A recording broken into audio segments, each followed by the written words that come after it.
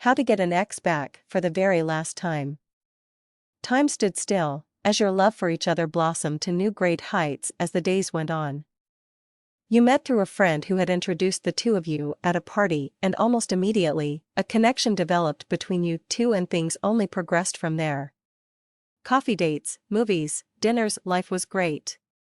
You could not dream of a better woman if you tried. Perhaps though, the joys of the relationship was not nearly as strong from the way she saw things. Sure, it was great at the beginning. You guys had a great time, and she started to develop feelings for you, and she cared for you. However, as your feelings grew, you thought that she would become more affectionate, and so you pushed towards her more and more. Sounds like a good plan.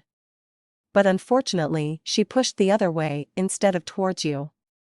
You were crowding her space, and suddenly she had less room to breathe. She became more distant, started missing her calls, could not get a hold of her, and so you did what you thought she wanted. You got even closer, and she pushed further away, and that day finally came. You may have seen it coming, or maybe you did not.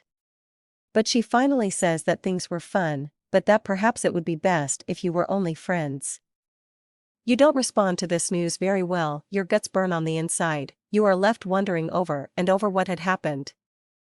You replay all the situations in your head and try to figure out logically where you failed things. Unfortunately, this happens to many of us, and we all know too well the pains that is involved in such a transaction of feelings and emotions.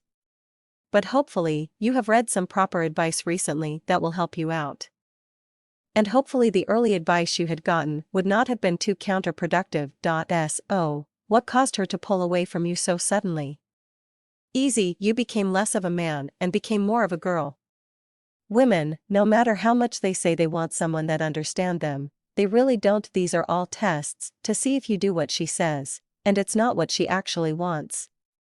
When she started to push away, you should have let her do that. Told her, it is not going to work on you, and let her know that you are in total control of your own destiny. So, how else are you going to get an ex back? Well, you need to make sure that when you are romantic, you are not too romantic too often. When you do something too much, the surprise will wear off, because she will always expect it. If that happens, it will be much harder to keep her impressed, because you need to do things subtly, and at last, you need to move on. What? How does that get an ex back? Isn't that backwards to your goal? Well, yes and no. If you really want her back, you need to create that original attraction again.